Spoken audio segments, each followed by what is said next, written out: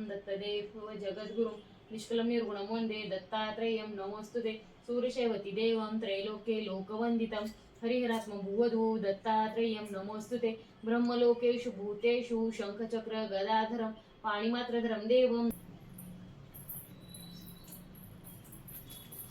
सगळ्यांना दंडवत प्रणाम। दत्त जयंती होती म्हणून छान अशी सकाळची देवपूजा सुद्धा आवरून घेतली। देवपूजा झाली की घरामध्ये कसं एकदम असं प्रसन्न वातावरण राहतं ना, इतकं मनाला छान वाटतं ना की बस। त्याच्यानंतर छान असं उंबरट्यावरती हळदीचं लेपन करून घेतलं। हळदीचं लेपन केल्याने काय होतं, एक घरात पॉझिटिव्हिटी राहते आणि खूप छान वाटतं आणि एनर्जी सुद्धा येते। आता याच्यामध्ये मी जे आपण घरगुती जी खाण्यासाठी वापरतो तीच हळद आणि त्याच्यामध्ये गुलाबजल घातले। तुमच्याकडे गोमूत्र असेल तर नक्की तुम्ही यूज करा। छान असं मी उंबरट्यावरती हळदीचं लेपन करून घेतलं। त्याच्यानंतर रांगोळी काढली। मी उंबरट्यावरती हळदीचं लेपन गुरुवारी किंवा काही सणवार असेल, अमावस्या पौर्णिमा या दिवशी नक्कीच करत असते, कारण छान वाटतं त्याचं केल्याने। मग आता गुरुवार होता, उपवास आहे म्हटल्यानंतर गुळाचा चहा तर बनलाच पाहिजे ना। तर बऱ्याच जणांचं म्हणणं असतं की जो गुळाचा चहा आहे ना तो म्हणजे फुटतो किंवा खराब होतो।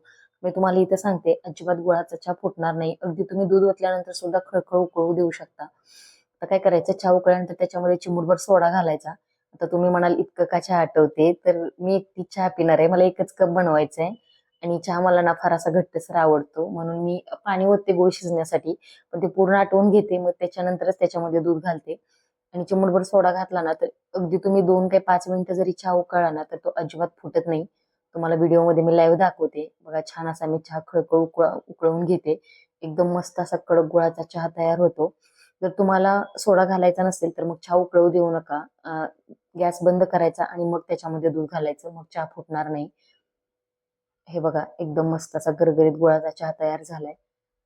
आता चहा प्यायचा आणि मग आपली राहिलेली कामं करून घ्यायची। उपवास असला की मी चहा थोडासा उशिरा घेते, कारण सगळी कामं वगैरे झाल्यानंतर, शक्यतो देवपूजा झाल्यानंतरच मी चहा वगैरे घेते।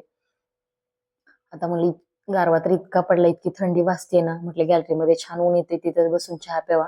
आणि जे कपडे होते कालचे वाळत घातलेले ते दोरीवरचे सगळे काढून मी तिथे ढिगारा लावला होता। म्हटलं चहा पिऊन झालं की लगेचच आपण तिथं कपडे घड्या करून ठेवूया। तोपर्यंत सर्वज्ञा सुद्धा छान तिथे खेळत होती।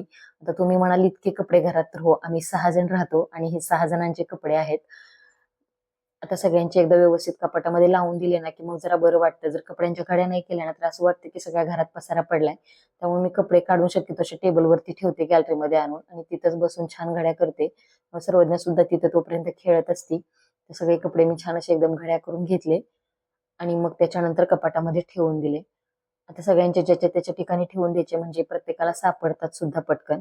आणि या छोट्या मुलांचे तर इतके कपडे असतात ना, बापरे, खरंच काही विचारू नका। कमीत कमी दिवसाच्या 20 ते 25 पॅन्टी होतात आता या थंडीच्या दिवसामध्ये सुद्धा। आणि मी तिला दिवसा डायपर अजिबात वापरत नाही, फक्त संध्याकाळी वापरते। दिवसभर तिला मी पॅन्टच वापरते, त्याच्यामुळे तिचेच कपडे सगळ्यात जास्त असतात। आणि मुली माझ्या अगदी 1-1 तासाला कपडे बदलत असतात, दोघी पण। एक ते एक कपडे दिवसभर अजिबात अंगावर ठेवत नाहीत। त्याच्यानंतर सगळे कपडे मी कपाटात लावून दिले आणि त्याच्यानंतर एक काम होतं, ते म्हणजे मला अजिबात करायला आवडत नाही, ते काम केल्याशिवाय तर घरात काही फ्रेश वाटत नाही, असं काम म्हणजे बेडवर बेडशीट टाकणं। आता जे बेडशीट आहेत तर ते मी 8 दिवसाला चेंज करते। जर मध्येच मग काही पाणी सांडलं किंवा काही खराब झालं तर मग ते 4-5 दिवसाला सुद्धा चेंज करावं लागतं, पण मी 8 दिवसातून एकदा बदलतेच। आठवड्याला म्हणजे प्रत्येक मंडेला हे बेडशीट मी चेंज करत असते। आता बेडशीट हाताळणं म्हणजे टास्कच असतो। आता हे मी इकडून आतमध्ये खोचत असते आणि हे दुसरीकडून उपसत असते, पण बेडशीट टाकल्यानंतर एकदम मस्त आणि फ्रेश वाटतं। बेड आवरून घेतला, सेम त्याच दिवशी मी दोन्ही बेडरूम मधले जे बेडशीट आहेत ते एकाच दिवशी आवरून घेते, म्हणजे धुवायला पण बरं पडतं वन टाइम। नंतर दत्त जयंतीसाठी आम्ही संध्याकाळी आंबेगावला जाणार होतो, मंदिरामध्ये मठात जाणार होतो, म्हणून म्हटलं दुपारीच आमच्या सोसायटीमध्ये सुद्धा छान दत्ताचं मंदिर आहे, तिथं जाऊयात। 12:30 वाजले होते, म्हटलं मंदिरात दर्शन घेऊन तसं शिवण्याला आणायला जाता येईल, म्हणून आम्ही छान मंदिरामध्ये गेलो।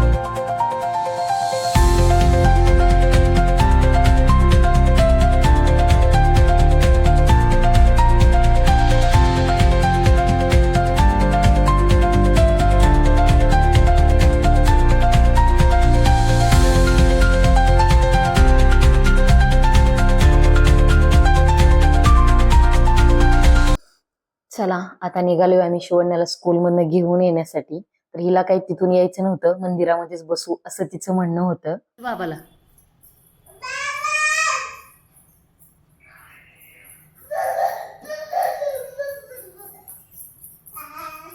कुणाचं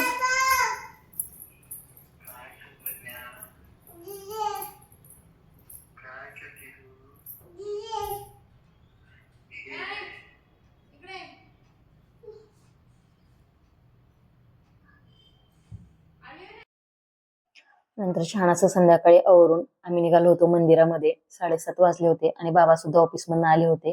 आणि हे बघा माझ्या 2 चिमण्या.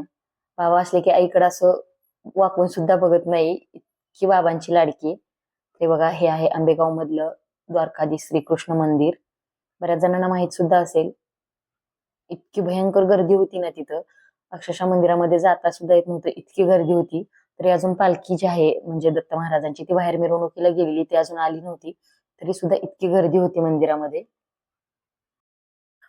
आम्ही सगळ्यांनी छान अशी देवपूजा करून घेतली आणि तिथे नामस्मरण चालू होतं. मग तेच ऐकत आम्ही तिथे बसलो. त्याच्यानंतर मग पालखी सुद्धा मंदिरामध्ये आली होती. तर पालखीचा सुद्धा व्हिडिओ मी तुम्हाला पुढे दाखवते. तरी सुद्धा मी थोडंसं शूट घेतलंय, पण नेक्स्ट टाइम कधी तर तुम्हाला मी मंदिरामधले जे देव आहेत ना ते नक्की दाखवेन व्हिडिओमध्ये. ते बघा पालखीचं सुद्धा आगमन झालं होतं. आणि आता इथून पुढे बघा तुम्ही इतकी गर्दी होती ना, बस. हे आहे महानुभाव पंथाचं म्हणजे जो मठ आहे तो.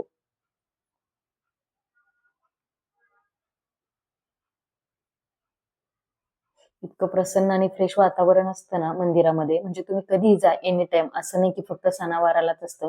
तर कधीही मंदिरामध्ये गेलं ना तर इतकं प्रसन्न वाटतं ना. आणि आम्ही विकेंडला जातो, सॅटर्डेला किंवा संडेला. कारण अगोदर काही आधीमध्ये वेळच भेटत नाही जायला. घरापासून जवळच आहे, पण मुली लहान असल्यामुळे घेऊन जाता येत नाही. मग आमच्या बाबांना सुट्टी असेल तेव्हाच आम्ही जातो मंदिरामध्ये. ते बघा छान असं पालखीचं आगमन झालंय आणि ही मिरवणूक प्रत्येक वर्षी असते दत्त जयंतीला. इवन चक्रधर स्वामींचा अवतार दिन असतो तेव्हा सुद्धा असते. आणि असे 4-5 कार्यक्रम जे आहेत ते मंदिरामध्ये खूप मोठे साजरे होतात. अगदी सगळे मिळून इतकी प्रचंड लोक असतात. आरती झाली आणि छान असं तिथं महाप्रसाद सुद्धा होता. पण गर्दी इतकी होती की काही शूटच घेता आलं नाही. आणि माझ्या मुली सुद्धा छोटे आहेत, त्यामुळे जास्त गर्दीमध्ये सुद्धा आतमध्ये जाता आलं नाही. तर बघा छान असं मस्त आमचं दर्शन झालं आणि अशी आमची दत्त जयंती छान अशी पार पडली.